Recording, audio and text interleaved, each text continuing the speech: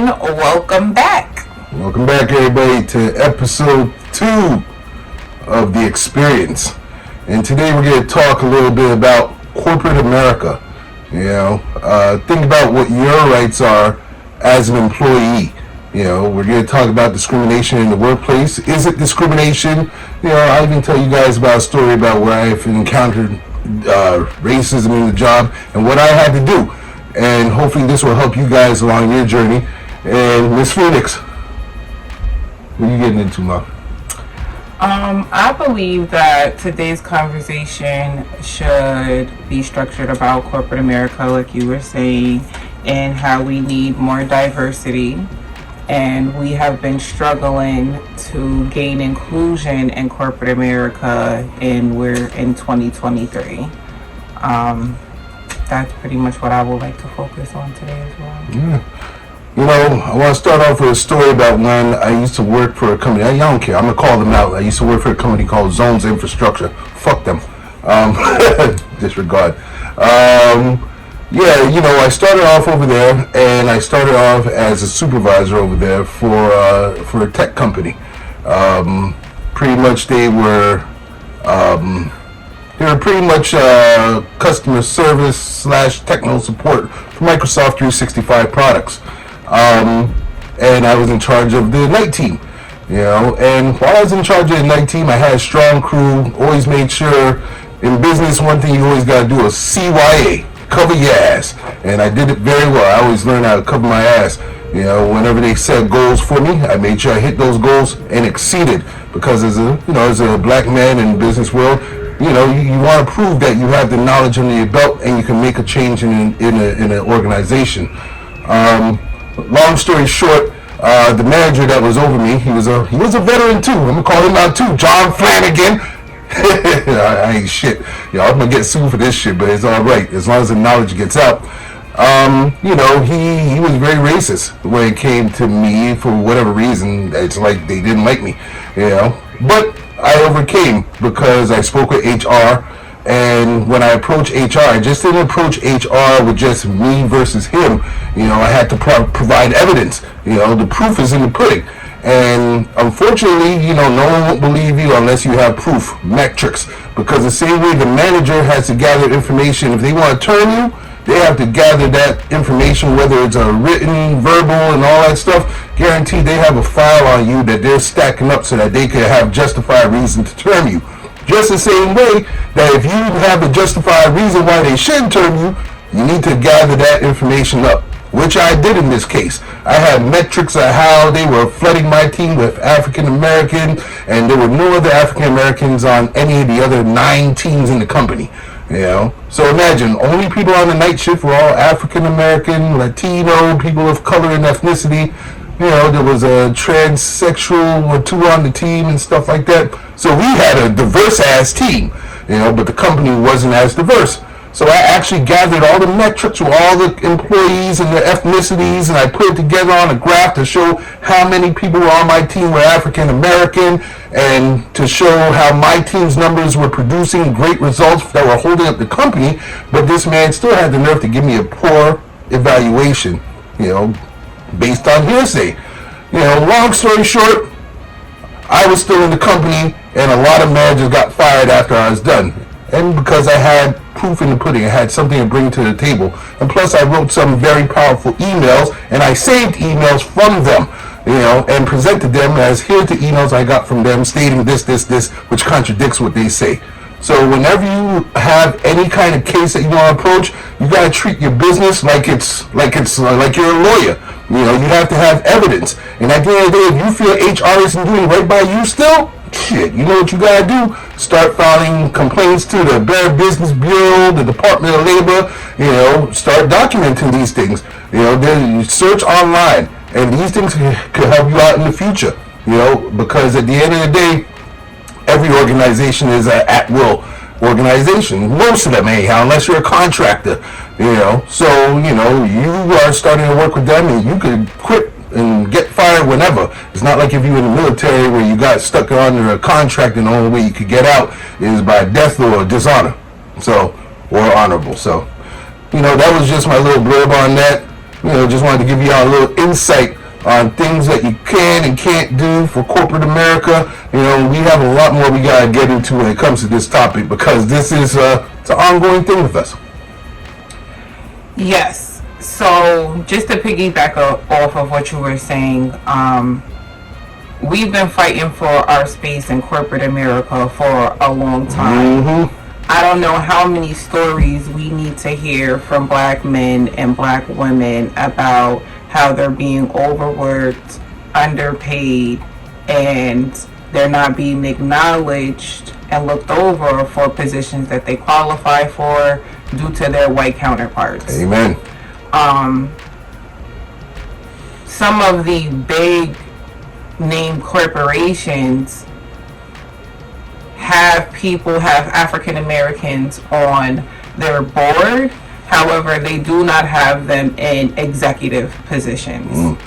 And I feel as though one of the solutions, because I'd rather be proactive than reactive, is if we need to start calling them out and keeping our money, boycotting until we start seeing some people that look like us in executive positions, because I think that in 2023 we really understand the importance of representation.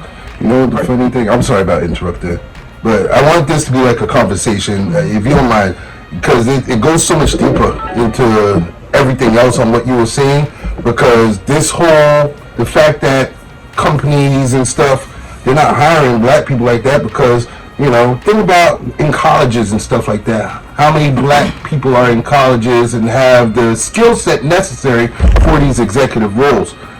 So education system and all that plays a factor in this too. And that's the main point. It's not a lack of candidates that are unqualified for these positions. They're just not looking for the candidates that do not look like them to be in executive positions. Yeah. I know this firsthand. I feel like it's part of where you live, because if I was in New York City right now, and opposed to upstate New York, the job market out there, and the fact that New York is more of a melting pot, more so than upstate New York. Upstate New York, everybody knows it's racist as fuck. And it's hard for like a man like me. I got my MBA, a highly decorated soldier, speak multiple languages, and it's hard for me to find a job that's paying me what I want to pay. If I was in New York City, I think my salary would probably be anywhere, it'll be six figures, maybe 200, around 200 if I was in New York City. Up here in Albany, I'm fighting for a six figure to even come touch a six figure. Because the market out here just ain't there. And for some reason, when they look at my LinkedIn page and they see my profile picture, I just don't get those callbacks.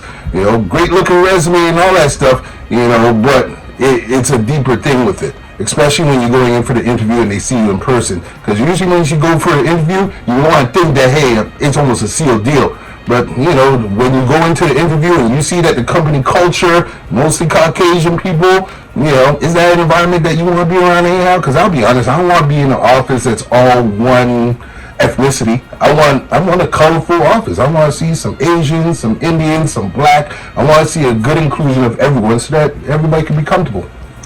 Yeah, I agree. It would be great to work in a diverse group.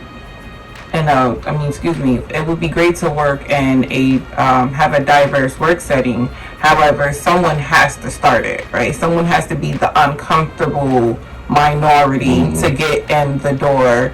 And then I believe that ultimately we are under the impression once we get in the door, we can help others, when it's not designed like that. Because once you start making noise, then your position will be terminated. They'll find a way to replace you if you are of color. Yeah. If it's just a unfortunate game that you have to play once you're in and you're climbing the circle or the ladder of corporate America. Yeah. You have to look the part. We just started getting allowed locks. in certain workplace environments where it's deemed culturally appropriate now. Locks. Because you were not going into corporate America a couple of years ago with locks. Yeah. Just the image alone was pretty much defeating. Yeah. You're not getting anywhere. It's depending on the company. Like bigger companies that have a more diverse crew throughout the company, they see that the proof is in the pudding. Like the two companies I worked for that were really diverse was Avis Budget Group, and I worked for LabCorp.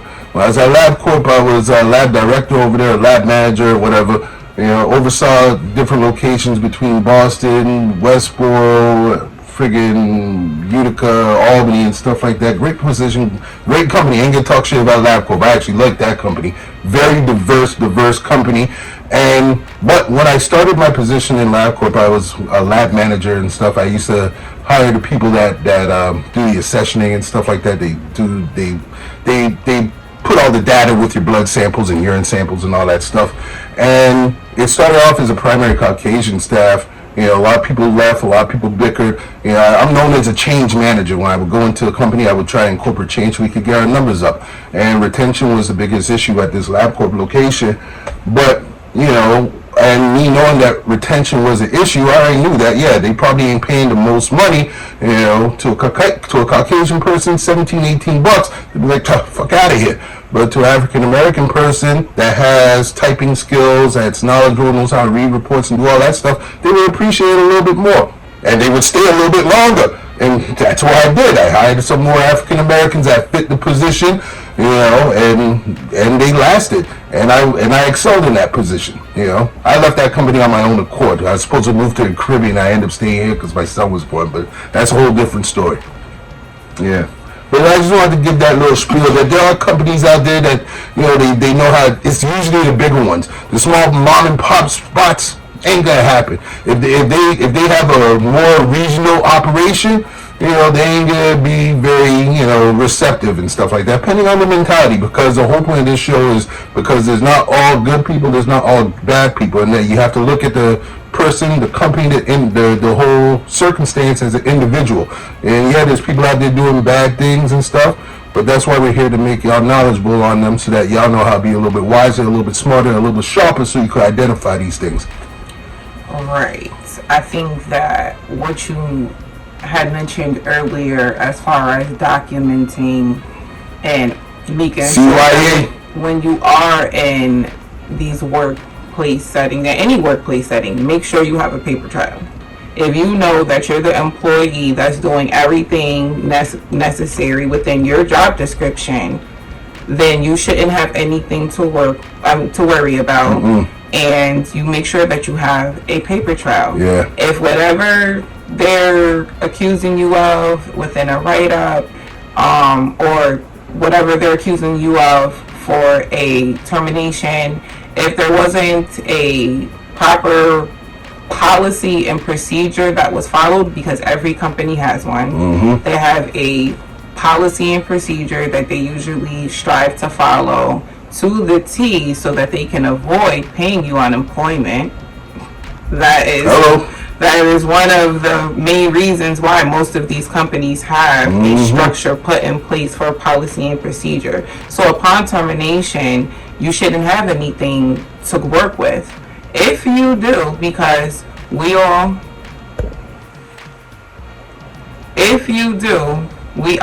well aware on how these companies work.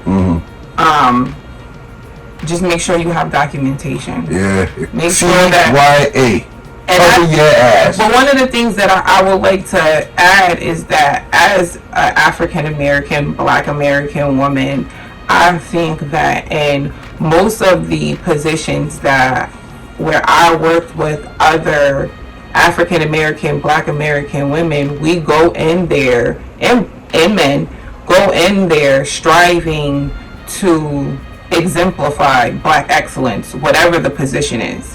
So I never worry about work ethic or anything like that. Sometimes we're dealt a really crappy hand and we need to start talking about it and speaking up, because this is happening still in 2023. We're at 15 minutes. Before we leave, I want to touch on something. You hit on something. Let's wrap this shit up. But one thing I used to do a lot of as a manager, and this is something for all y'all out here. Watch your motherfucking social media. All right. If you're over there blowing blunts on your cover of your Facebook screen, you know, managers look at your shit. Before I hired somebody, I would look at your Facebook and I would see what kind of person it is. If I see you blowing weed and stuff like that, I'd be like, oh, they ain't gonna pass a drug test, so I ain't even gonna waste my time trying to hire them. So think about like that. That social media is a tool that's being used. It's used for businesses more than anything else, more so than it is for y'all to skin and grin and like cats and shit. All right. So if you got blowing smoke and shit like that, and or you twerking and skinning up your ass and all this other crazy shit, remember that there's jobs out there that's going to be looking at that before they hire you. And you know, a lot of times this could be a factor that gets you turned down for a position. Right. I did not think about that because I do make some pretty risky posts. Yeah. I say some uncommon, see, now you gonna have motherfuckers looking on your page and shit. They want to see your risky shit. I say some daring things that might rattle the cage. No, I'm on my social media page. You know, how we have these uncomfortable conversations. That's how my social media pages are. So sometimes I have to be careful as well. All right. Well, y'all, it's been real. I appreciate y'all for tuning in this week. You know, we gotta say some shit. There's a lot to talk about. I could talk about this shit with y'all all night long because it's real. And this is how I know how to give back. I'm good with business. I'm good with talking. And I have a knowledge base. We have a knowledge base that we can share with y'all so we can help y'all lives, help the culture, help the community, help everybody make one united country. And make sure, because we are trying to make sure that this is an interactive channel as much as possible. Yeah, if you have ever experienced any type of work discrimination or racism, or you've ever witnessed it, please leave a comment below. Let us know if there's other topics that you would like us to talk about regarding racism and discrimination in the workplace, in corporate America, etc. Drop a comment below. If you like more videos like this, give us a thumbs up. Please subscribe. Like it, love it, share it, subscribe it, smack it up, flip it, rub it down. No. Love each other, be good, and peace and blessings. Hashtag the experience. The experience. Hashtag uncomfortable conversations. All and day. we out. Yeah, deuces.